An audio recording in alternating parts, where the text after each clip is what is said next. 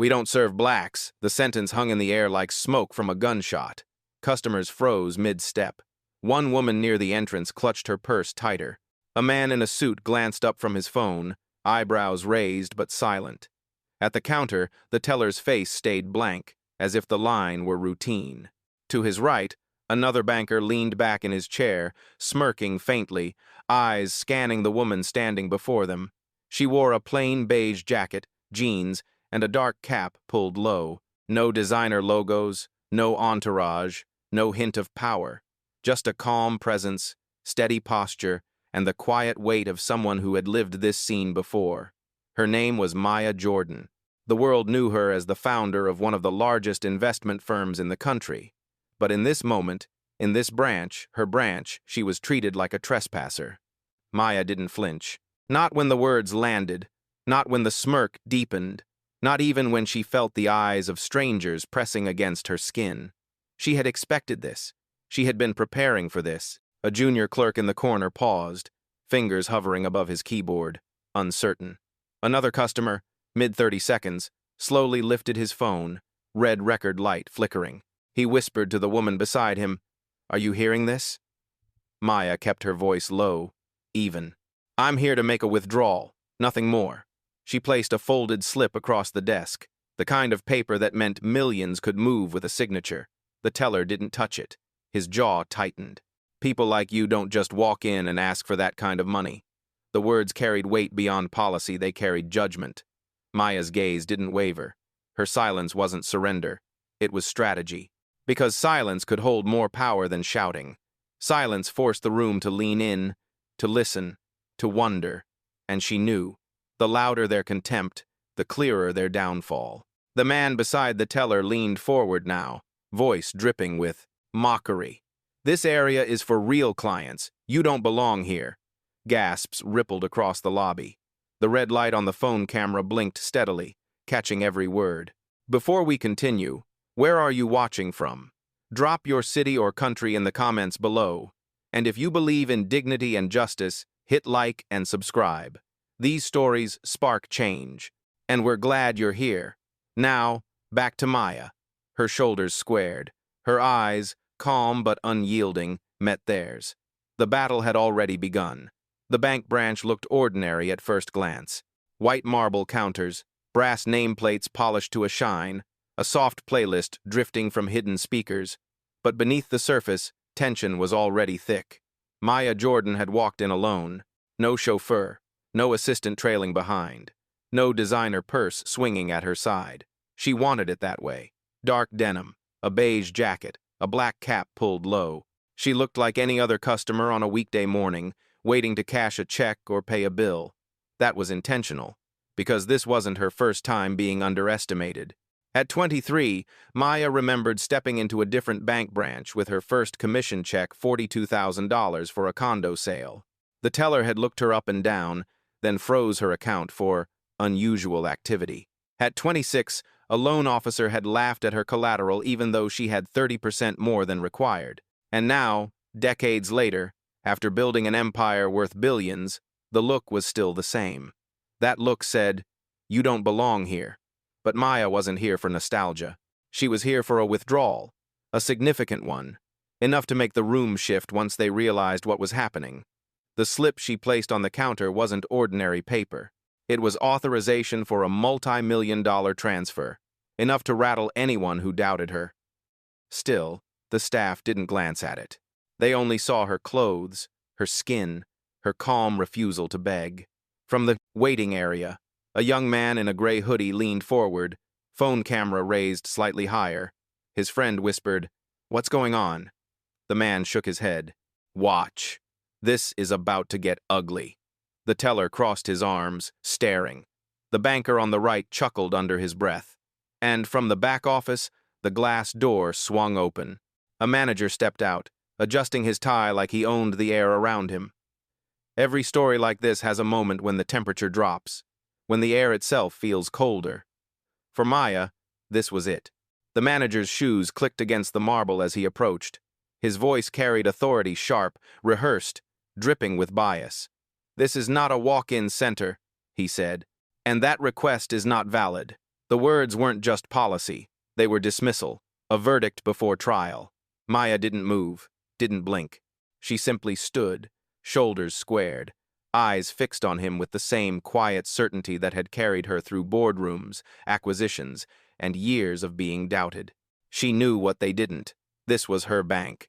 And in a matter of minutes, the room would know it too. The manager stopped in front of the counter, his shadow stretching across the polished floor. His tie sat perfectly centered, but his tone was anything but balanced. Who authorized this transaction? His eyes narrowed at the slip of paper still lying untouched. This isn't the kind of service we provide for casual visitors. The word visitors hit like a slap. The teller shifted, emboldened. She just walked in off the street asking for millions. That can't be real. The manager leaned closer to Maya, lowering his voice but not his contempt. Let me save you the trouble. Whatever game you're playing, it ends here. Maya didn't move, didn't even blink. She let the words hang, letting the lobby hear them echo off marble and glass. Silence, again, became her weapon. A few feet away, the man with the phone whispered into his mic, "This is going viral. Trust me." His friend tugged at his sleeve, nervous. "Maybe put it down, bro." But the camera stayed up. The banker on the right finally stood, arms crossed, his smirk sharpening into something colder. "We've seen scams like this before. Fancy cards, big claims, all fake." He turned toward the manager. "Want me to call security?" The manager didn't hesitate. "Do it, now." A ripple went through the lobby. People shifted in their seats, glancing between Maya and the growing storm. A mother with a toddler scooped her child closer. An older man shook his head, muttering, "Unbelievable." The teller, emboldened further, picked up the slip and crumpled it in his hand, the paper crackling loud enough to pierce the silence. He tossed it aside like trash. Gasps erupted. One woman in line spoke out, voice trembling, "You can't just do that. She hasn't even raised her voice." The banker snapped back, "Mind your own business." The tension was thick now. The red record light blinked steady, capturing every gesture, every insult. Maya still didn't react. She stood anchored, hands resting calmly on the counter, gaze steady as steel, because she knew the higher they climbed their ladder of arrogance, the harder the fall would be. The manager turned to the teller, speaking loud enough for the whole room. "She's wasting everyone's time. Call the guard. Remove her if she resists." That was the moment the temperature dropped further. A heavy silence wrapped around the lobby, broken only by the faint hiss of the air conditioner. The camera light kept blinking, steady as a heartbeat. And Maya, still silent, breathed once, slow and deliberate. The storm had begun to swirl. The crumpled slip lay on the floor like discarded evidence. The teller's hand still hovered above the counter, fingers twitching as if proud of the insult he'd just delivered. The manager's chin lifted, satisfied with the show of control. But Maya didn't move. She stood as if carved from stone, her breathing even, her eyes fixed forward. The silence unsettled them more than anger ever could. The teller shifted again, uncomfortable. "Did you hear me? We're not processing this. Not for you." His voice wavered just slightly, betraying nerves he hadn't expected to feel. The banker beside him leaned in, louder, sharper. "Answer him. Say something." Maya didn't, because she knew that silence was not weakness. It was strategy. The weight of it filled the lobby. The customers felt it too. A woman clutching her purse whispered to her husband, "She hasn't raised her voice once." A young man near the window muttered, "That's power right there." From the corner, the phone camera kept rolling. The red light glowed brighter against the glass, each second adding pressure none of the staff could see coming. The manager leaned across the counter now, voice low, mocking. "Cat got your tongue? That's what I thought." Maya's lips curved not into a smile but into something firmer, a line of quiet defiance. She picked up the pen resting on the desk, slowly, deliberately, and wrote her name across the corner of a fresh slip of paper. Each stroke, steady, controlled, undeniable. Then she slid it forward. "Run my name."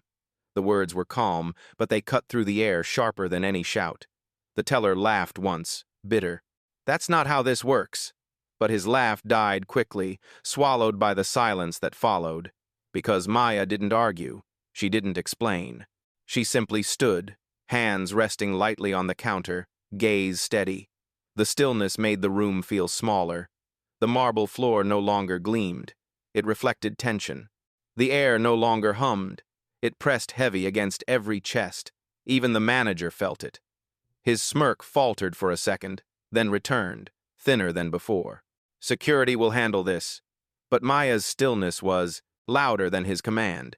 She remembered nights in boardrooms when men twice her age tried to shout her down. She remembered walking out without a word, letting silence announce the victory they hadn't realized they'd already lost.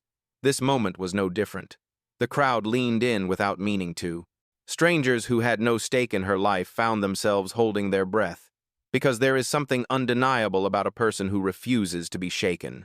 And in that bank lobby, Maya Jordan had already won the first battle without lifting her voice, without breaking her calm. The storm would come, but she was ready to stand in its center, unbending. The silence was no longer just Maya's. It belonged to the room now. The junior clerk near the back shifted uneasily, his fingers hovering above the keyboard. He glanced at the manager, then at Maya, then back again. His lips parted as if to speak, but he swallowed the words. Across the lobby, the man in the gray hoodie kept his phone steady, the red record light glowing. His friend tugged at his sleeve again. "Bro, stop. They'll see you." He shook his head. "No, people need to see this." The camera caught everything, the slip of paper crumpled on the floor, the banker's smirk, the manager's looming stance over a woman who hadn't raised her voice once. In the corner, an older woman in a floral scarf leaned toward her husband. "This isn't right," she whispered. He nodded slowly, eyes locked on the scene. The toddler in the stroller babbled, breaking the tension for a heartbeat. But even that sound felt small against the weight of what was unfolding. The junior clerk's chair squeaked as he stood, hesitant. "Sir," he said softly to the manager, "maybe we should at least check her file." The manager's glare cut him off. "Sit down." The young man froze, shame burning his face. He sat, but his eyes didn't leave Maya. The teller, emboldened, muttered, "Fraud. That's what this is." And that was when another voice cut in quiet, but clear. A woman in line, mid-30s, hands clenched around her handbag, spoke up. "She gave you her name. Run it. Isn't that your job?" The manager turned sharply. "Ma'am, this doesn't concern you." But it did. Everyone felt it. 2 college kids near the espresso machine had their phones out now. One whispered, "This is gonna blow up. Just wait." The banker scoffed. "You're wasting your time filming. Nothing's happening here." But something was. The room was shifting. Witnesses were becoming participants. The silence that had once been Maya's alone was spreading, catching like fire. Every glance, every whispered protest, every raised phone, it all built toward something heavier than marble, louder than authority. The manager didn't see it. He still believed control was in his hands. But control had already slipped. And for the first time, Maya allowed herself the smallest exhale. Not relief, readiness. Because she knew the moment strangers start to speak, the truth is no longer private. It's public. And it cannot be buried. The manager straightened his tie, trying to reclaim the room. His voice rose, sharp enough to slice through the murmurs. "This branch does not tolerate fraud. If you don't leave now, we'll escalate." The word fraud echoed like a gavel. Heads turned, eyes narrowed, the tension thickened. The teller crossed his arms, leaning back as if he'd already won. "Told you. Not a client. Just a con artist playing rich." The banker beside him smirked wider, stepping out from behind the counter. His polished shoes tapped against the marble with theatrical precision. "Security's on standby. One word from us, and you're out the door." Gasps stirred the lobby. The older woman in the floral scarf muttered, "This is wrong." The man filming whispered into his phone, "They're really doing this." In broad daylight, the manager turned toward the bystanders. "Put your phones away. This is private bank business." But no one lowered their cameras. 2 college students leaned closer, their screens angled perfectly toward the counter. The young mother with the stroller whispered to her child, "Don't look," even as she herself couldn't look away. Maya stayed still, hands folded loosely, eyes calm. and that calm only agitated them more. The banker sneered, raising his voice so the whole lobby could hear. "Look at her clothes. Jeans, a cap. Do you really think someone like that has millions in this bank?" The insult landed heavy. Customers shifted uncomfortably. A teenager near the door muttered, "That's foul." The junior clerk flinched, but kept silent. His hands trembled above the keyboard. The manager slammed a palm on the counter, rattling pens in their holder. "Enough stalling." Verification denied. "She's done here." Then, with a deliberate motion, he waved to the teller. The teller nodded and reached for the landline phone. His voice carried across the lobby. "Security, we have a situation. Immediate removal requested." The words cracked the air. The man in the hoodie whispered, "Oh, they messed up now." His friend's eyes widened. This is going to be everywhere. Maya didn't flinch. Her breathing stayed even, her posture unbroken. Because this was exactly what she knew would happen. The insults, the dismissal, the call for force, it was all part of the pattern. A pattern she had spent her life breaking. And while they thought they were tightening control, they were only tightening the noose around themselves. The storm had reached its edge. The next move would decide everything. The teller's voice into the phone was clipped, efficient. Immediate removal, possible fraud attempt.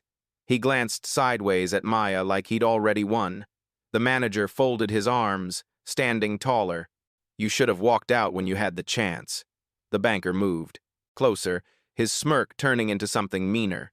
He snatched the crumpled withdrawal slip from the floor, waved it for the crowd to see, then tore it clean in half. The sound ripped through the lobby, louder than the music still trickling from the speakers. Gasps shot across the room. A teenager near the door cursed under his breath. The older woman with the scarf pressed her hand to her mouth. The banker dropped the torn paper onto the counter. "Game over," the manager added fuel. "Escort her out the moment they arrive. If she resists, we press charges," the junior clerk muttered, almost too quiet to hear. "That's not protocol." But no one acknowledged him. The banker leaned in close to Maya, his words dripping with venom. "You're done here.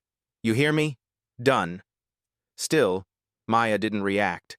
Her stillness was unbearable to them. The teller, emboldened, pulled the card she'd placed on the desk earlier and held it between two fingers like it was contaminated. Fake, obvious. And with a smug flick, he slid it into a drawer behind him and slammed it shut. The drawer clicked like a prison door. "That's theft," a voice cried out sharp, indignant. It was the woman in line, the one with the clenched handbag. "You can't just take her card," the manager whipped around. "Stay out of this, ma'am." But it was too late. Phones were raised higher now. The glow of screens lit the air like sparks. Every insult, every act of dismissal was being captured from a dozen angles. And then it happened. The banker reached out, grabbing Maya's arm.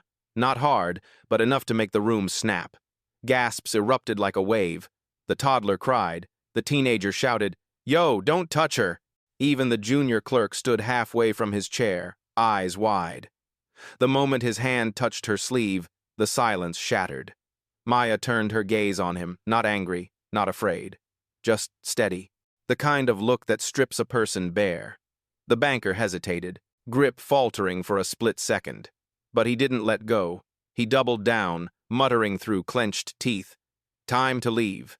That single act laying hands on her was the line. And everyone in that lobby knew it. What had been whispers turned into open protest. "This isn't right. Let her go. I'm recording this." The storm had broken. The line had been crossed. And Maya Jordan hadn't even raised her voice yet.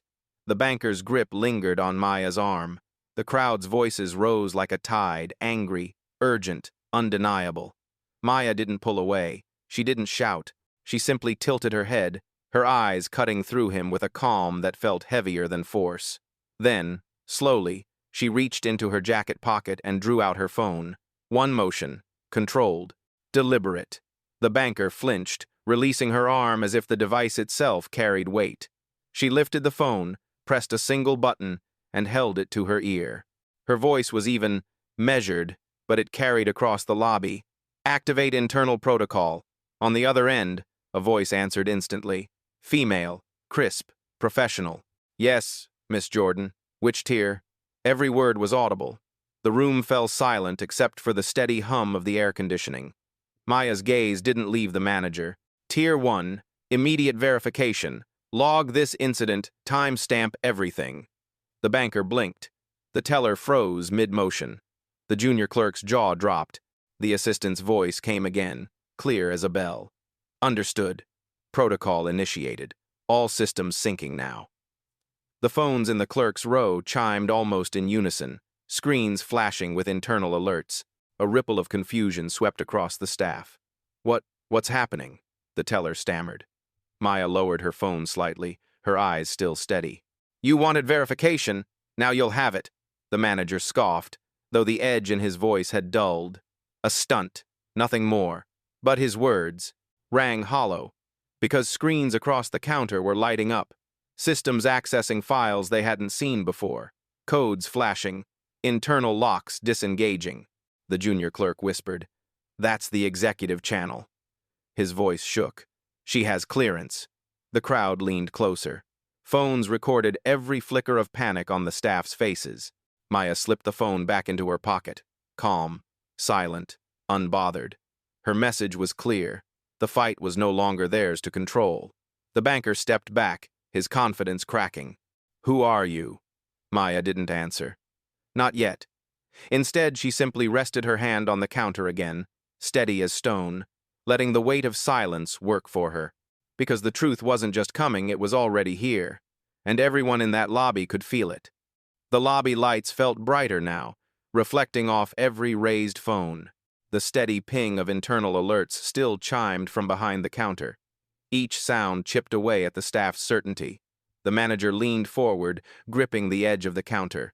His voice was sharp but shaking at the edges. Enough theatrics. Tell us who you really are. Maya didn't rush. She let the demand settle, let silence coil around the room again. Then, with deliberate calm, she spoke.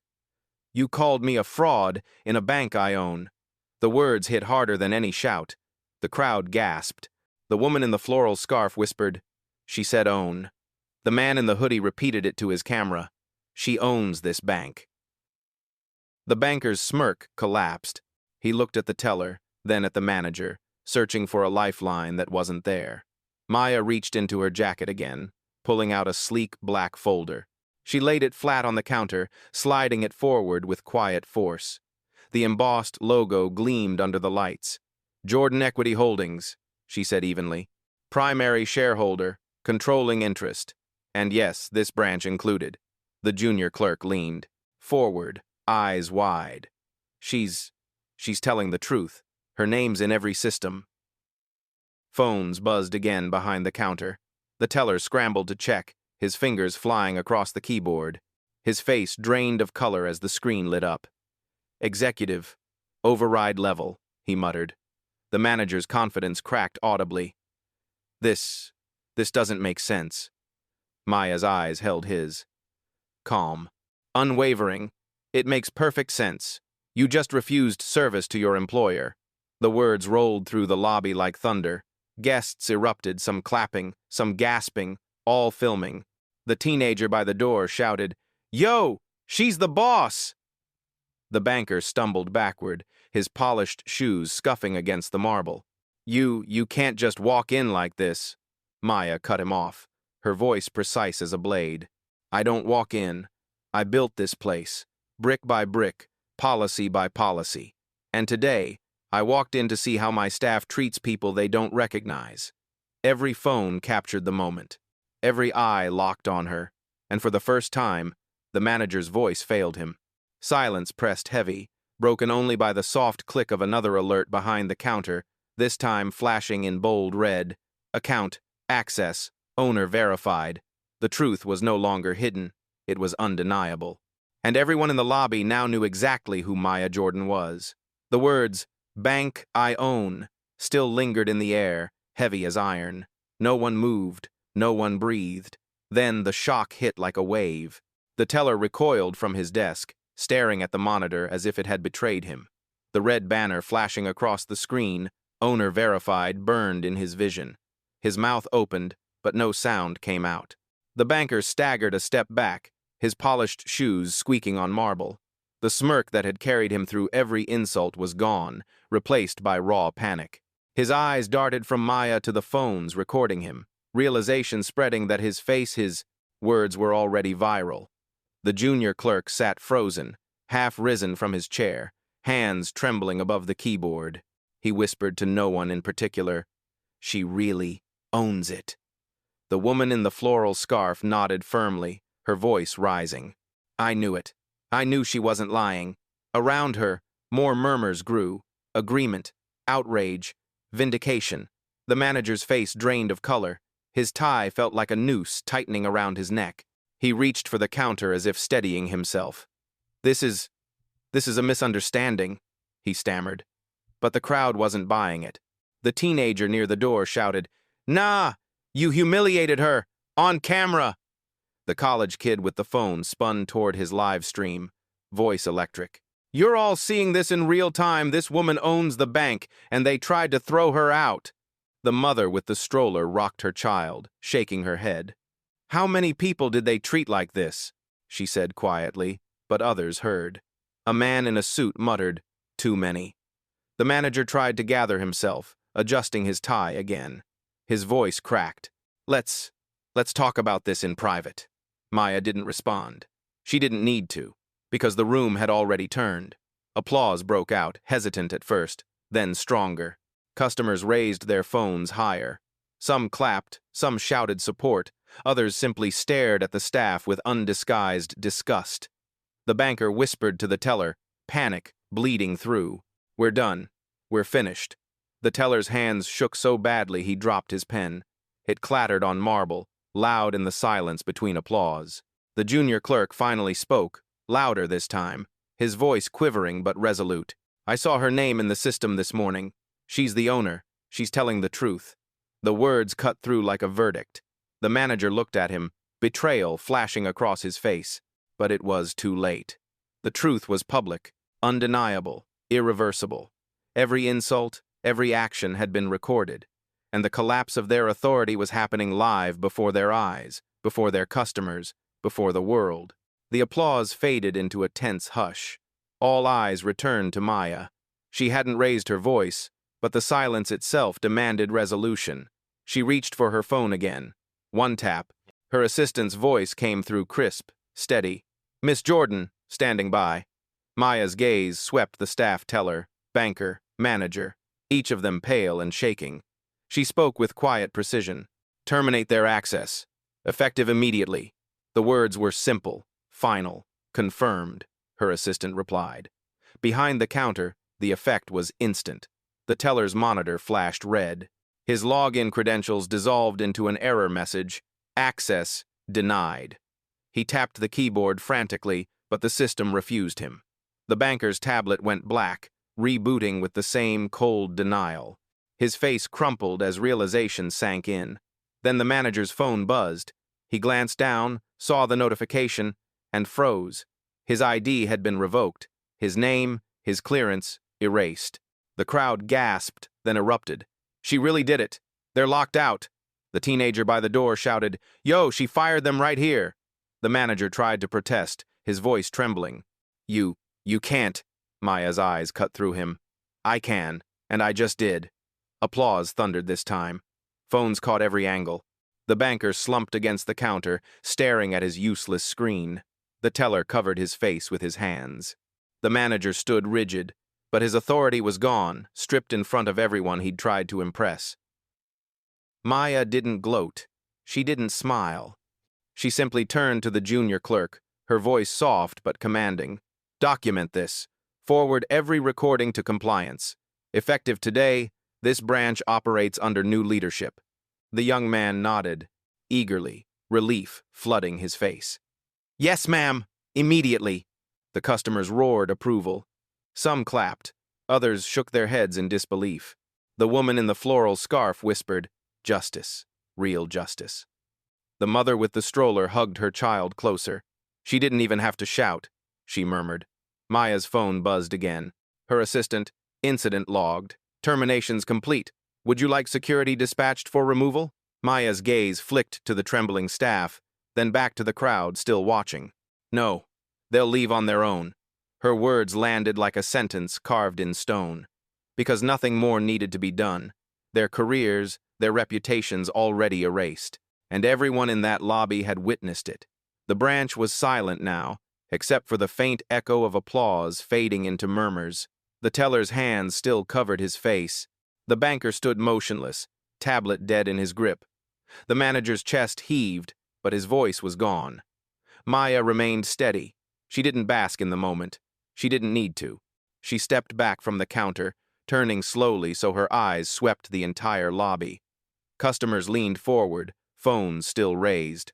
Even the toddler in the stroller had gone quiet, sensing the weight of the room.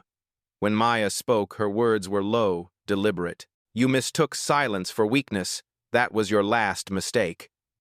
Gasps cut through the crowd. The line landed heavy, viral ready. Phones zoomed in. Some whispered, "That's the quote." She took one more step, her voice steady, filling every corner of marble and glass. Justice doesn't always shout. Sometimes it stands still until the truth can't be ignored. The applause returned, louder now. Some clapped with tears in their eyes. Others simply stared at her, awe written across their faces. Maya turned back to the staff, her tone final. Leave your badges, collect your things, you will not return. The banker dropped his tablet onto the counter. The teller fumbled with his lanyard, placing it down with trembling fingers. The manager hesitated longest, his tie crooked now, his pride shattered. At last, he set his badge beside the others and stepped back. The crowd parted as they walked out, silent, defeated, filmed from every angle. No applause for them, only the sound of doors closing behind. Maya exhaled once, slow and steady. The storm had passed. The junior clerk approached, careful, respectful. "Miss Jordan, thank you for showing us." She nodded, her eyes softening just slightly. "It's not about showing you. It's about making sure it never happens again."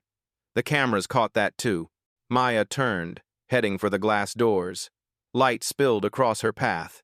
Each step echoed like punctuation, measured, certain, final. At the threshold, she paused. The lobby behind her was still buzzing, customers talking, phones uploading, justice already spreading to millions beyond those walls. She looked back once, her last words carrying with unshakable weight. "I don't need to record proof. I am the proof." And with that, Maya Jordan walked out of her own bank, not as a victim, not as a client denied, but as the undeniable owner who had delivered justice in silence. The doors closed. The story was already legend.